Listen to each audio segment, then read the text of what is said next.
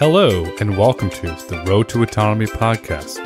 I am your host, Grayson Brulte. The Road to Autonomy Podcast is brought to you in part by Florida Internet and Television. It's time to cut the tax on tech.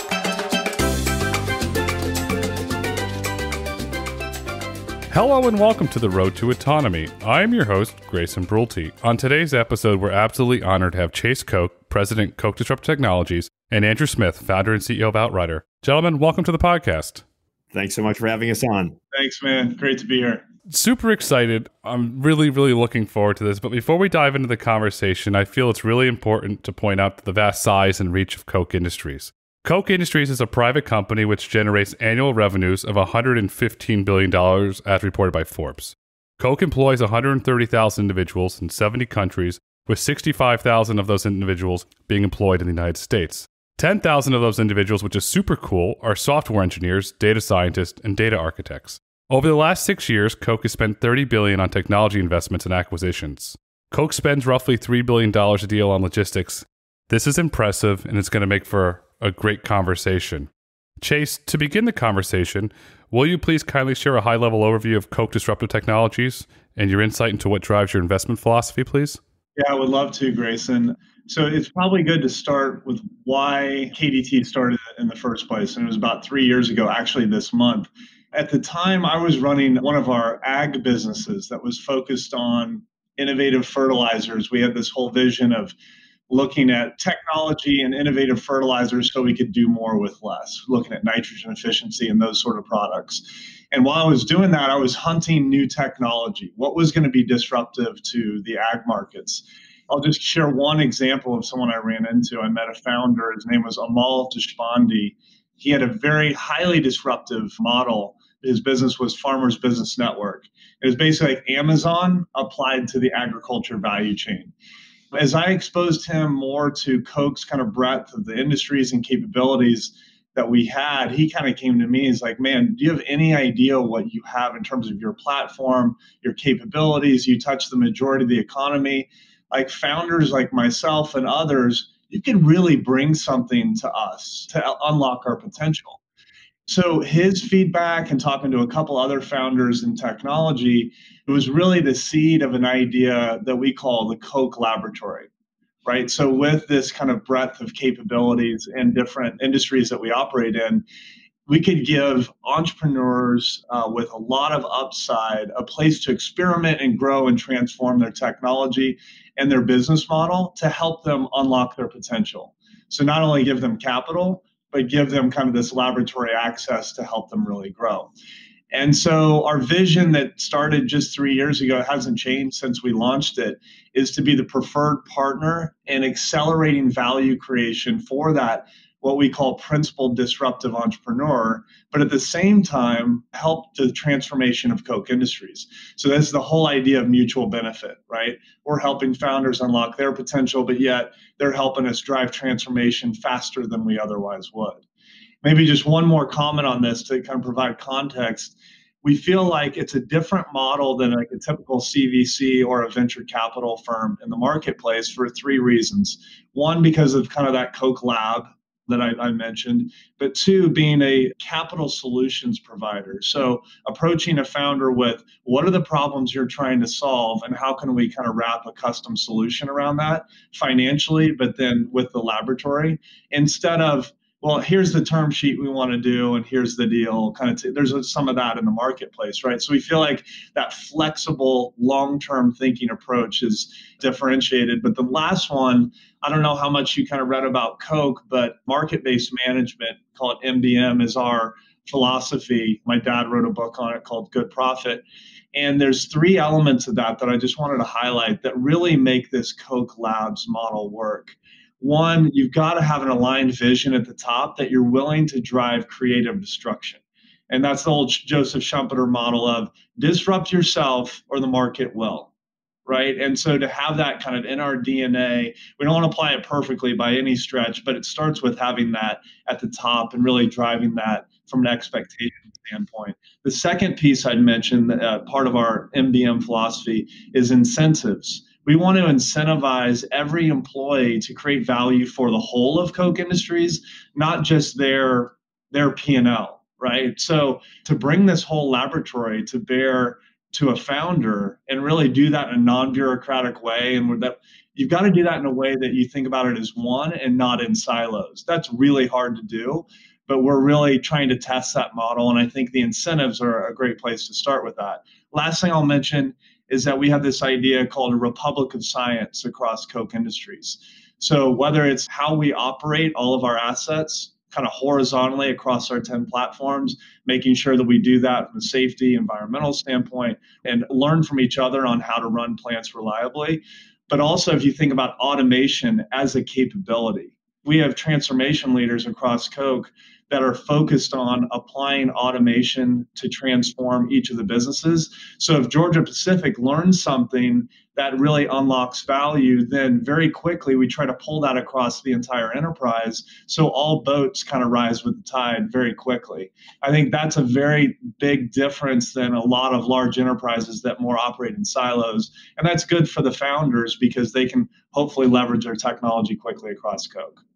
It's not only good for the founders, it's good for your employees. And I'm happy you brought up Georgia Pacific because, as your father clearly detailed in Good Profit, if it wasn't for MBM managementship, would Georgia Pacific still exist today? The management team went in there and completely changed the fortunes of that company. And it's something we'll get into later, but reading this, I'm like, wow, this is really impressive because it had a meaningful impact on the employees there. You created such an incredible positive direction for those employees and for the shareholders of Georgia Pacific. It's something that you and the team should be extremely proud of. And now you're invested in Outrider, doing incredible things with Outrider. And Andrew, I'd love to ask you to share a high-level overview of Outrider and what the inspiration behind founding Outrider was, because personally, I think it's awesomely cool. Thanks so much. And thanks again for having us on the show. It's always great to spend time with Chase and having this conversation together. So Outrider automates yard operations of logistics hubs, and then we can talk more about that in detail. You asked the question about why Outrider was founded. There's really two reasons. First, I have always been fascinated by technology and how standards of living can continuously be raised through innovation and entrepreneurship. And then second, I have always been passionate about environmental sustainability and have the core belief that one of the biggest market opportunities facing today's business leaders is essentially to reinvent how we move things, power things, produce things to support these higher and higher standards of living. With regard to the founding story, I'll share a story that I talked with Chase about the first time we met to discuss Outrider. I have a lifelong passion for visiting wilderness areas. I'm a big mountaineer, and I've led 2 expeditions to the Arctic National Wildlife Refuge to witness this incredible migration of caribou that go across the refuge each spring.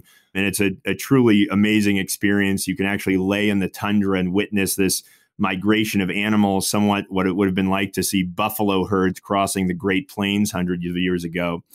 And when I was visiting the refuge, there was this strong push to open the refuge to oil development, and there was still a push today. And lobbyists were pushing this message that without drilling in this specific wilderness area, energy prices were going to go up. And it simply wasn't true. And Outrider, to me, is the perfect example of how innovation allows us to avoid unnecessary trade-offs, like thinking that you can't produce things, provide higher standards of living, power the world without protecting the planet. And so as we automate these distribution yards, we're looking at driving tremendous gains in efficiency. We're looking at focusing on electric vehicle platforms that are more efficient. And this really aligns with the Koch vision of doing more with less resources. So that's a little bit about the background of the company and what we're doing as we work with Koch. I love the caribou story. And I have to ask you, I've been to South Dakota on the plains and you've seen the buffalo run. Do you feel the ground shaking when the caribou are running? It's pretty crazy. Well, there's 2 things that happen. One, you feel the ground shaking, but you also have your eye over your shoulder because it's a little bit like Jurassic Park. You got to be careful with wolves and grizzly bears and polar bears. So it's truly an amazing experience. We have a couple pictures of those caribou up in the lobby of our office. So when this pandemic's over, we can share some of those with you. Oh, that'd be awesome. And maybe we can take a hike out into nature one day and see what kind of adventures we can go on, because you're truly on to great things. And I'd love to ask you, why yard automation, and what do you see as the future of the space? Because Chase and I were saying something. You're really onto something because you've hit on a very important niche.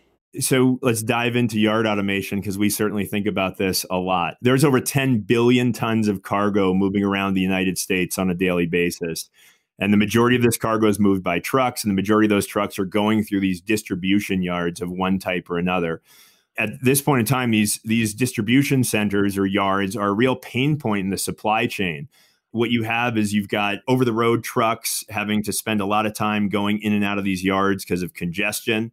You have trailers getting parked at these yards and then getting lost, and these vehicles called yard trucks having to go find them in order to move them short distances between dock doors and parking spaces. You have a safety hazard because you've got people getting in and out of 80,000-pound pieces of equipment 24 hours a day, 365 days a year. And essentially, they've been operating the same way they have been for the last several decades. While there's been billions of dollars of investment inside the warehouse, the yard has essentially been operated the same way it has been for a very long time. So what we do is we have this integrated system of a little bit of site infrastructure, a management software platform, and the autonomous vehicles. And we can deliver dramatic improvements in efficiency, safety, and sustainability of how these yards operate to not only save costs and hassle of what's going on in the yard, but create efficiency that then ripples up and down the supply chain into what's happening in the warehouse or over the road with trucks. It's brilliant. Chase, what are your thoughts on yard automation? Yeah, I completely agree with Andrew. Maybe just a couple extra comments here, and maybe start with kind of how we think about transformation and disruption. Or Koch Disruptive Technologies is our name. Everyone's got a little bit different definition for it. But we try to be really thoughtful in how we apply that and how we make decisions. Our mental model for disruption is whether it's a technology, a product, a business model, we want to see that there can be an order of magnitude improvement on whether it's cost or a value proposition. And so automation and what we've learned and why Koch is pushing this so much is that it's both on the cost side, as Andrew said, and on the value side. So cost, just maybe a couple additional comments to Andrew. Automation enables 24/7 operations. And then obviously the labor efficiency that Andrew mentioned. But then on the value side, these are jobs that it's hard to find labor. At least Koch Industries experienced that. Or it's, in some cases, jobs that people don't want to do. They want to work on something else, right? And so this technology is enabling that talent to do something else, not to mention the safety benefit here of just getting people out of the yards, right? Highly congested, highly prone to accidents and that sort of thing. So that's why we think it's disruptive and transformative. And I'll just share a quick story. Like my first exposure to autonomous things in general was when I worked in the ag business. I came across an irrigation company in Israel that's leveraging drones to analyze malnourished areas of the field and automating the amount of water that's going through the irrigation system, but also the delivery of fertilizer and chemicals in the exact place where the drone sees that it needs to be, right? You want to talk about more with less, right? Less inputs, and you're highly optimizing where you drop that water, the chemicals, the fertilizer, et cetera, where it's needed. So when the team spotted Outrider, that was the first time we as Koch Industries saw automation applied to distribution yards. And the idea of moving a 53-foot trailer with a click of a button and no people, that was mind-blowing to us. So for Koch, and why we were so excited about this, is that we have a number of distribution facilities and shipping yards where this technology can be applied.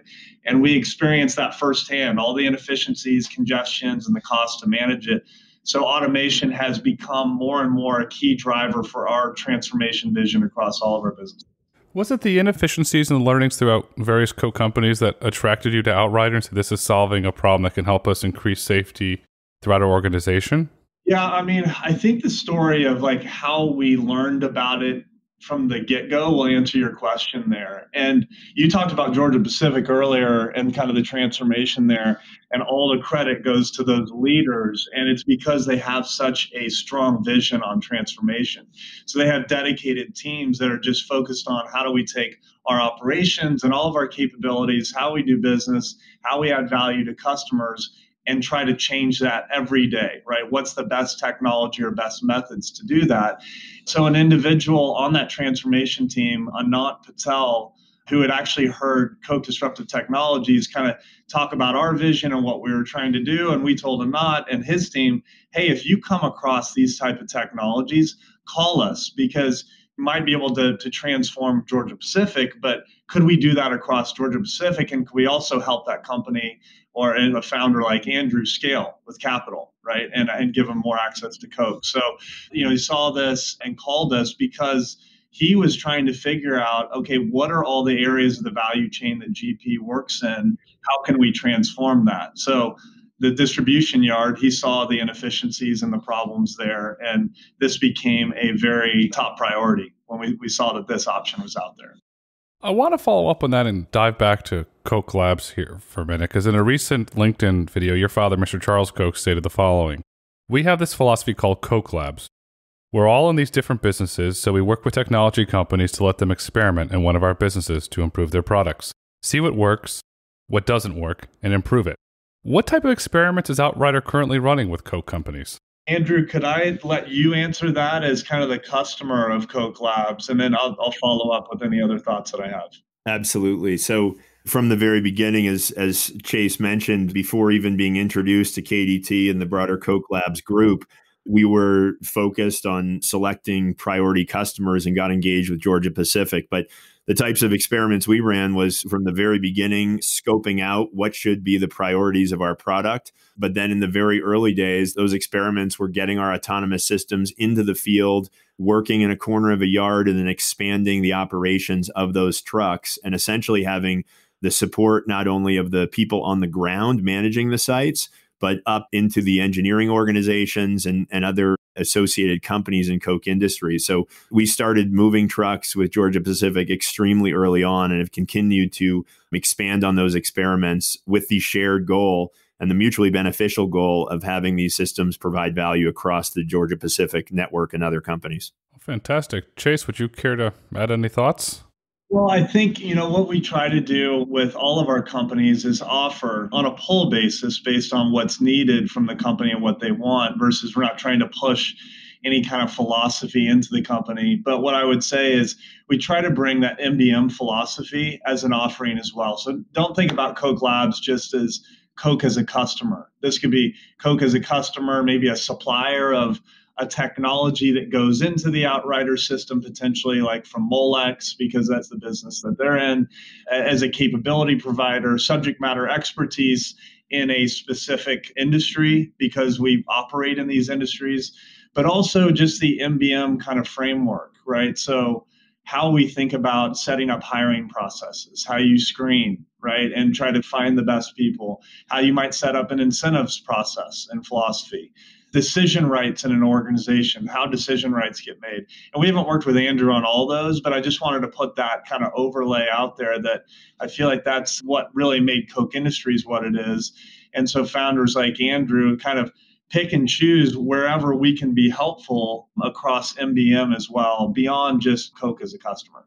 To sum it up this way, in my opinion, Koch is a fantastic partner for any entrepreneur that wants to build a technology, because you have the MBM framework, but you also have a wide range of knowledge across the board. And I want to just mention this because I'm a big book nerd and I've read about your father's book collection, and I think that's one of the absolutely coolest things in the world. And Jason told me your father's actually read every book in that library, and it is impressively cool. This is true. Like, just quick story on that point. I'll never forget when I came back from Austin, Texas. I graduated from Texas A&M and then moved to Austin for 3 years and played in a band, and then I realized that, hey, I had a great opportunity at Koch Industries, and I needed to come back and really learn the business, learn from these amazing executives, and spend time with my father.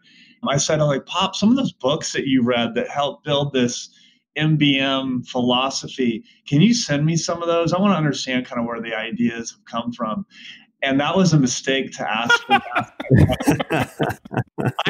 I'll never forget it, my place at the time, the biggest box you've ever seen showed up on my front door. And I opened it up, and the first book was Human Action by von Mises.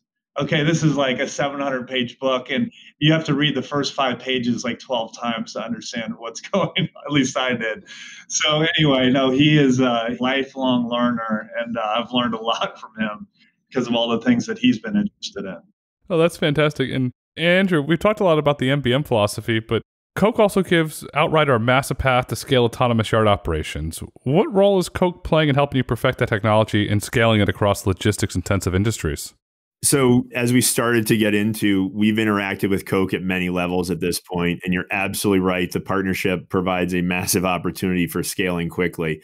In fact, we like to say with Koch and the other investors that we have on board in our team, we literally have zero excuses not to drive massive change among how distribution yards work. So it puts a little pressure on you too to get the job done. There are no excuses here. But Koch's portfolio company, Georgia Pacific, as mentioned, was a fantastic first customer. I think this intrinsic culture that we learned about from GP and then from KDT, and these principles of mutual benefit as well as embracing constant transformation, is something that makes Georgia Pacific a great customer, but also is something we've really started to bring into our own mentality and culture of our organization. So Chase mentioned Anand Patel, who was formerly with Georgia Pacific and now on the KDT team. When we were less than 20 people in a 6,000 square foot warehouse, he was right there cheering for our success and asking how he could be helpful so that the technology could get out to market as fast as possible. That's not typical of a large Fortune 500 customer, just to be clear.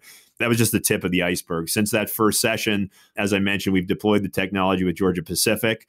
Koch, through its network, is interacting with multiple Fortune 200 companies on a daily basis. And so now we are engaged with multiple other customers based on these Koch relationships. We've obviously raised tens of thousands of dollars with Koch in a very rapid time period because of their unique capital model.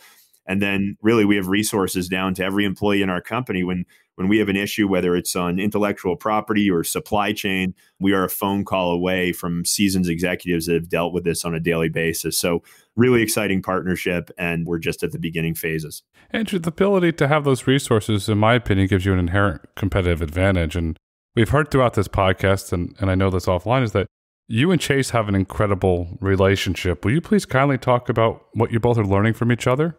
Yeah, absolutely. So again, this idea of mutual benefit, we're providing Koch with insights on the future of autonomy and electrification. We're able to help with our almost 100 engineers in the fields of robotics, cloud software, automation to provide a sounding board for across the Koch network.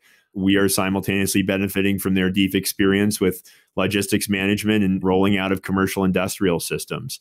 So a lot of mutual benefit at that level. I would say the personal relationships that have been developed, including my relationship with Chase, Outrider is a multi-billion-dollar business opportunity. But I mentioned some of my founding mission and my passion for bringing sustainable technologies to the market. Outrider is one of many exciting projects that I can imagine working closely with Chase and the Koch team in the years to come. Why this works so well with Andrew, me, and Byron and Anant, and Byron and I led the transaction for KDT. And with Andrew's team is we go back to like our vision for what a preferred partnership looks like. So I want to touch on that just briefly here. We think for a successful long-term partnership, three things have to be present. One, you need to have an aligned vision with where you're going as a partnership, right? That has to be clear. We have to have aligned values, which Andrew spoke to. I'll come back to that because I want to hit on that a little bit more. But then the third is complementary capabilities, of which Andrew just talked about. You know, the labs that we can help them, they're helping us with the thinking about autonomy across Koch. So I look at that not only from a connection between Koch and Outrider, but also other investors sitting around the table. And I want to plug 8VC here as well. I've had a friendship with Joe Lonsdale, who founded 8VC. And so a lot of trust has been built there between Joe and Jake Medwell and his team, getting aligned with them and invested with them on this, given the value that they create as well. Back to the complementary capabilities, bringing network, bringing deep expertise in technology that can help Outrider as well. When you have the synergy across all of that is amazing, right? And you think about how these partnerships work together. But the values piece, I also wanted to highlight with Andrew specifically, when he talked about his focus on the environment and sustainability. Andrew and I talked for hours about this. We broke a lot of bread over this conversation. we found out that we were highly aligned on both environment and sustainability. And if you go back to Koch Industries' vision, you may have read this, Grayson, but we apply this vision to everything we do, that we want to create products, services, and solutions that are better than customers' alternatives, but do that responsibly while always consuming fewer resources. And so those last few words are very important, while always consuming fewer resources.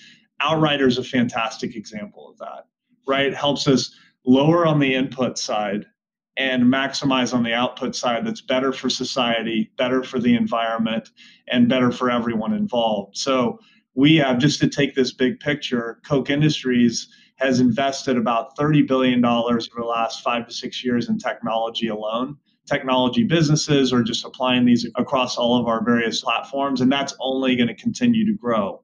And we have business model examples from Koch Engineering Solutions that's got a business dedicated to pollution control. That's all that they do, pollution control technology.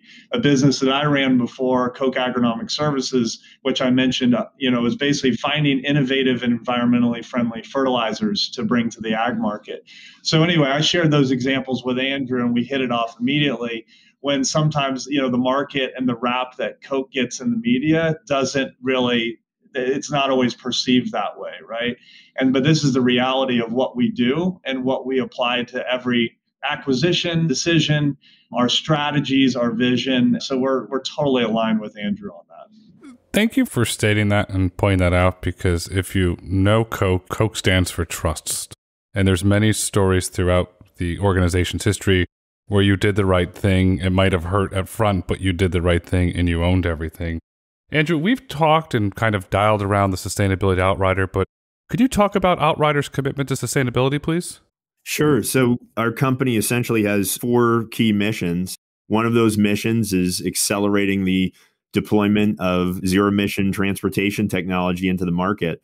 Another one is responsible deployment of automation. Another one's building a big company. Another one's having fun and being invigorated while doing it. So it's really core to what we do. So our sustainability commitment is really based on the fact that we believe it is a massive business opportunity to make the world more sustainable. We believe with 8 billion people on the planet and a desire to have higher and higher standards of living, it's everybody's not just responsibility, but opportunity to bring sustainability into the focus of next generation companies. So it's really core to who we are and the people we've brought together to work with.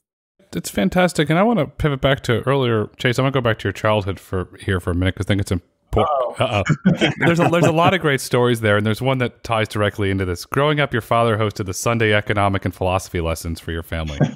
What were some of those takeaways that helped you prepare to run Koch Technologies? Because throughout this conversation, you're very even-keeled on your approach to business, so I'm assuming you learned a lot of incredible things.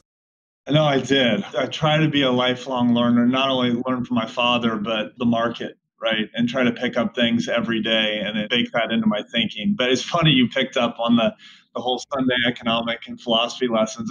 That's actually, it's being better recorded all the time, actually, what that was. But it is true. It's true that we have these philosophy and economic lessons. Grayson, at the time, I had no idea where that was going at that age. What am I going to do with this was kind of my attitude, right? But I'm certainly glad I at least absorbed a little bit back then. But you mentioned my dad's book. He just launched one a few weeks ago called Believe in People. And what he was teaching myself and my sister Elizabeth was really the ideas that is encapsulated in that book. And the core idea is that every person has a gift. Each individual has unique barriers that are standing in the way of them really unlocking the potential of that gift and unlocking their potential. So my father's dedicated his life to empowering other people, whether it's employees at Koch or through his Stand Together efforts. But if you guys want to learn more about that, there's a website, standtogether.org, that really talks about what we do on the philanthropic side. So anyway, all those ideas, he applied those to his son as well. So these lessons that you're talking about, that covered, I mentioned von Mises before, Aristotle, Abraham Maslow. And what Maslow said is, what you can be, you must be. That's what really stuck with me for all those years and strikes me to the core now.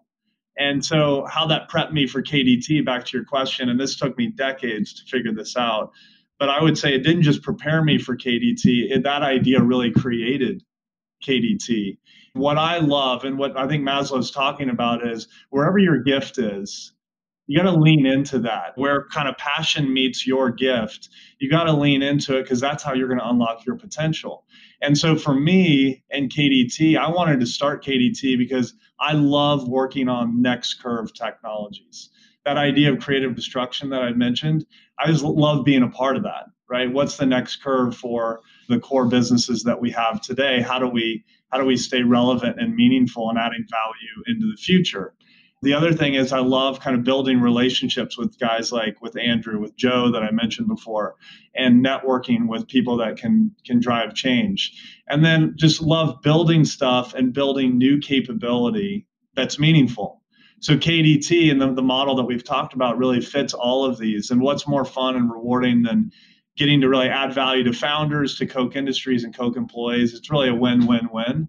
So that's how it kind of, those ideas that my father taught me as a kid really kind of led to where I am with KDT today. That's awesome. You're doing great things. And Andrew, you like to build things. You founded AT Dynamics, sold it to Stemco in 2015. What did you learn from that, and how did that prepare you to lead Outrider?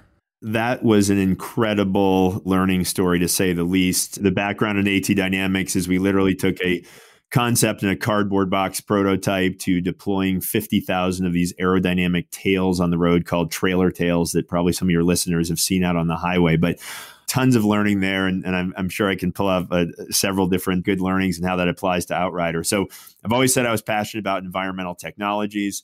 I was sort of in a process of looking for disruptive technologies or opportunities for dramatic improvements in efficiency, and came across this concept, this very simple fact that the least aerodynamic shape to pull down the highway at 60 miles an hour was a big rectangular box. And yet we shipped everything we made, used, or produced in 2 million unaerodynamic trailers on a daily basis in North America.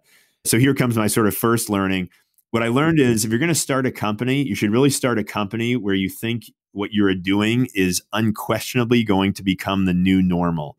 So the new normal with AT Dynamics was just that, hey, we're wasting $4 to $5 billion annually because air curls under trailers and hits the rear axles of the trailer, and it creates low pressure suction drag at the back of the trailer. And if you prevent air from curling under the trailer with these things called side skirts, or you reduce the low pressure drag with these devices called trailer tails, you could save $4 to $5 billion annually for the long haul trucking industry. So it's sort of just like, if you know there's something that's going to be the new standard, no matter how many prototypes or iterations, or no matter how much heavy lifting you have to do, at the end of the day, you're going to create a new industry because it is what's supposed to be there. And so that lesson really applied to Outrider. After selling the business, I was a advisor, a board member on a number of different technology companies, but I had been following closely what was happening with autonomous vehicles as well as electric vehicles, and knew that they worked well in these enclosed, repetitive environments where you could have the robots have a certain level of human oversight to get maximum benefit out of them. And in trucking, I'd spent a lot of time in distribution yards having meetings with people, and probably saw the inefficiency that a lot of people in robots and automation don't see on a daily basis. You know, people essentially sitting there smoking a cigarette with a large idling diesel truck, waiting to get a call over the radio to move a trailer back and forth, and then that trailer not being in the right place. And so they drove in a couple circles before the move actually got done. So I saw this inefficiency, and it just became clear to me that the future of distribution yards were going to be autonomous, electric, and fully integrated. That was a big learning. You know, just to mention two other learnings from the AT Dynamics experience and that first company building experience. In the transportation industry, if people deliver stuff on time, nothing really happens. No one cheers or throws a party. But if they're late, they get yelled at. If something breaks, they get yelled at. It's a really tough industry.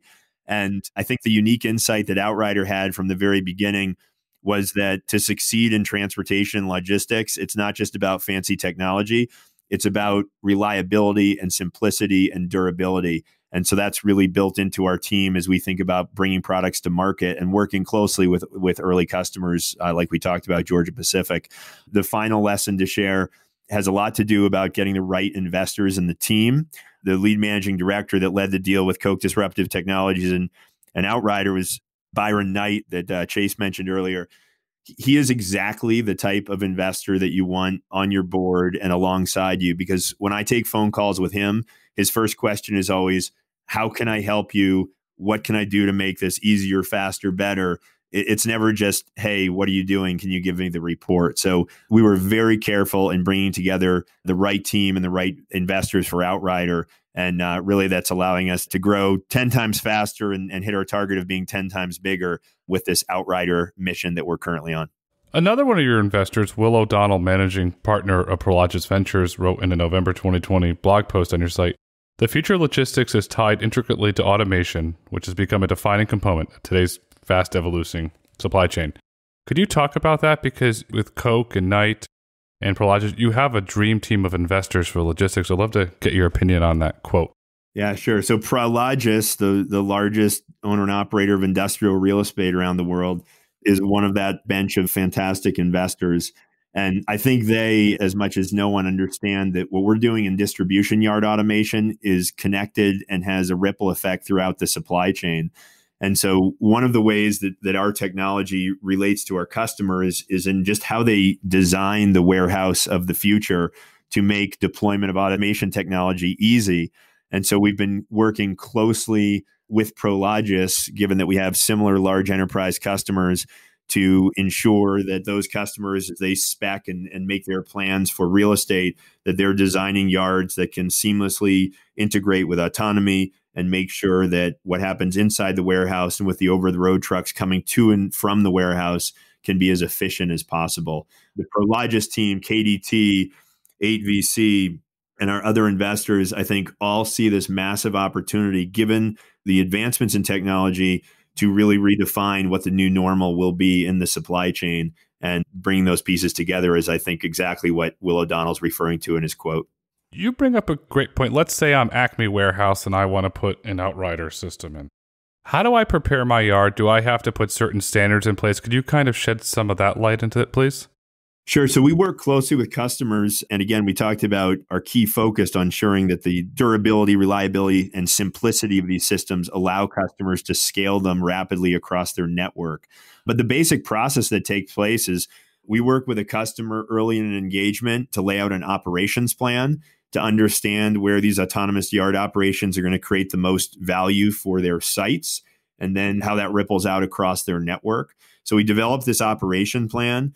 And then there's some minor infrastructure changes that take place on the site, but this is very different technology than you'd think of in a big port automation program. These are some simple systems to allow the right communications and localizations of the vehicle in the yard, and then integrating the control of those vehicles with their warehouse management or yard management systems that they have in place. And then what we do is we layer our AV kit, which is essentially the sensors and compute hardware specifically designed for operating in a yard environment, on top of these electric vehicle-based platforms, deploy that with the customer, and over a short period of testing and verification, those vehicles will then be released into the customer network. So that's more or less how that system deploys. And we're continually learning during these early years of the company about how to streamline that process so we can get to thousands of vehicles into the distribution chain as quickly as possible. Chase, you have incredible insights into the learnings coming out from Outrider. Based on those learnings, what are your thoughts on the future of automation and supply chain management? Well, I mean, I guess the first thing I would say is that Andrew and his team, I feel like, to your question on the future, they're the ones that are kind of pulling that future forward. We all have to feel like the future is now and can't wait. Because if we do, then we're moving backwards, right? The pace of change of technology, especially in automation, is pretty breathtaking. So I guess our approach on experimentation with automation specifically is like, look, the future is unknown and uncertain. I don't have a crystal ball. No one in our company does. But to try to deal with that and all the change and uncertainty going forward, we try to apply this concept called experimental discovery, which means being okay with failure, being okay with speed bumps and trying new things. And a bunch of those experiments won't pan out, but the ones that do will be transformational and enable you to provide much more value to your customers versus alternatives if you're constantly trying new things. But I will give you maybe just a couple examples that are like really out there and almost like sci-fi on like what we're doing in autonomy, just to address your question specifically around supply chain and automation. Obviously, Outrider is a shining example of what we're doing at Koch, but there's another company that we just invested in with KDT, and we're experimenting across Koch, Percepto. And this is an Israeli-based company, and they created autonomous inspection and monitoring solutions. They've got this end-to-end software solution that seamlessly powers all types of robotics. Imagine a production facility, and you've got drones that are monitoring for leaks, trying to spot where a leak might come from. Facility security as well, or even inventory management. But not only drones, the robotic dogs on the ground as well. Right. And so taking in cameras, taking all these different pieces of hardware, and then being able to make decisions and doing that autonomously. So we're experimenting with that across our facilities as well. John Zink is using robotics across production lines, such as welding robots. So reducing welding times by up to 85%. Right, that's pretty amazing when you think about the applications across a large company on that. And then Georgia Pacific is using laser-guided autonomous forklifts for warehouse and distribution center efficiencies. So if you synergize that with Outrider and you go inside the warehouse, the inside of the warehouse becomes automated as well. So anyway, those are just a couple examples of what we're working on. And hopefully, I loved Andrew's question. I wrote it down. Will it become the new normal? That's the stuff you want to work on, right? So we think these technologies could become the new normal in how we operate our businesses. Andrew, I'm going to follow up on your line and Chase's line. It will become the new normal. Your trucks operate 24/7. They're going to create immense efficiencies.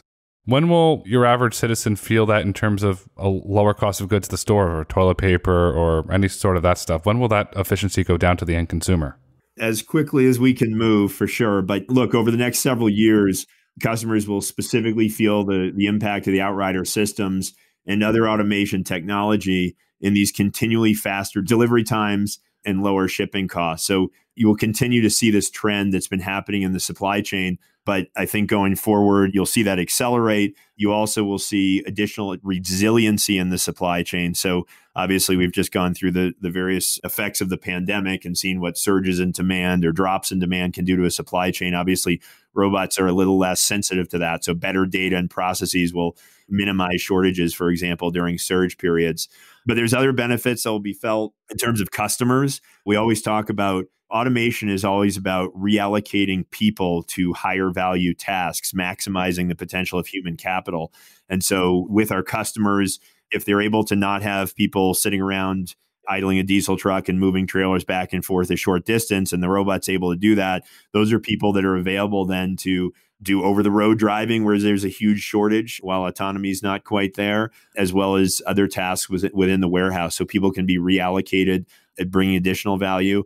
And then another thing that will have sort of a societal impact is by using these lower marginal cost autonomous vehicles to pre-stage or essentially valet park trailers for the over-the-road trucks coming in and out of a distribution center, you're going to significantly reduce turn time, or the amount of time that the world is essentially paying truck drivers to sit waiting in traffic trying to drop off and pick up trailers. And just by some quick back of the envelope calculations we do, there's over 10 million days of time in the United States that drivers are essentially idling their over-the-road trucks trying to pick up and drop off trailers. And if we can drop that turn time on average by about 5 minutes, we can literally deliver 1 million days of driver productivity back into the economy. So these are some of the ways that people will start to feel the benefits of distribution yard autonomy.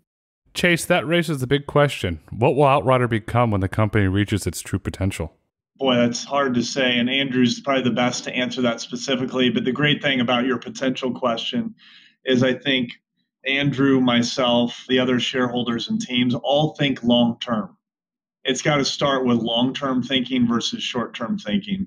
At least that's our point of view. And that's what has driven Koch's success, and really think about the long term and not make decisions based on what the next quarter might look like or just top line revenue, right? It's about real value creation. So KDT's offering to Andrew and his team, with the right vision that he has and continuing to meet customer needs, we want to help them grow into a significant platform that can transform as many distribution yards globally as possible But I think that's going to depend on how strong is Outrider's capabilities relative to others that are trying to do this as well, and how much better their offering is, and how well the Outrider team stays ahead in understanding what customers' needs are and continuing to pivot. No pressure, Andrew, right? But the game is shifting so fast, right? So we obviously have tremendous confidence in Andrew and his team to really lead the pack on his value prop. Andrew, would you like to offer your opinion on that one? Yeah, so the Maslow quote, what one can be and one must be, it really is such a great concept about the opportunity to keep leaning in and making things happen.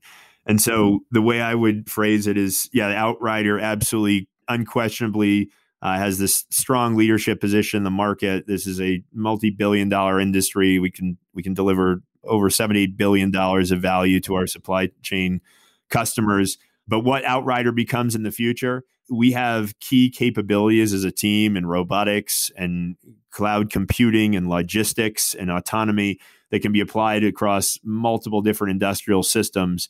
And so as we think about the supply chain alone, I guess the way I'd say it is the team at Outrider will feel like it can finally rest when products and materials can move effortlessly and safely and sustainably through the supply chain.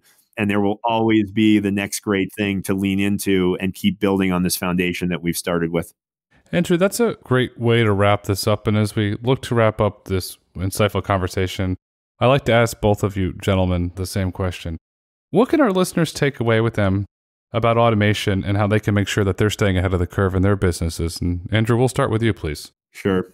So from my standpoint, automation has been and continues to come on fast, and there is lots of opportunity for ongoing innovation. And what we do today will continue to change dramatically. Having a bunch of idling diesel trucks on a distribution yard, moving trailers back and forth will be as crazy as having a horse and wagon delivering goods 100 years ago. So the world's in a point of rapid change. It's a really exciting time to be alive, to be in business, and to think about how to use this technology for the betterment of the world.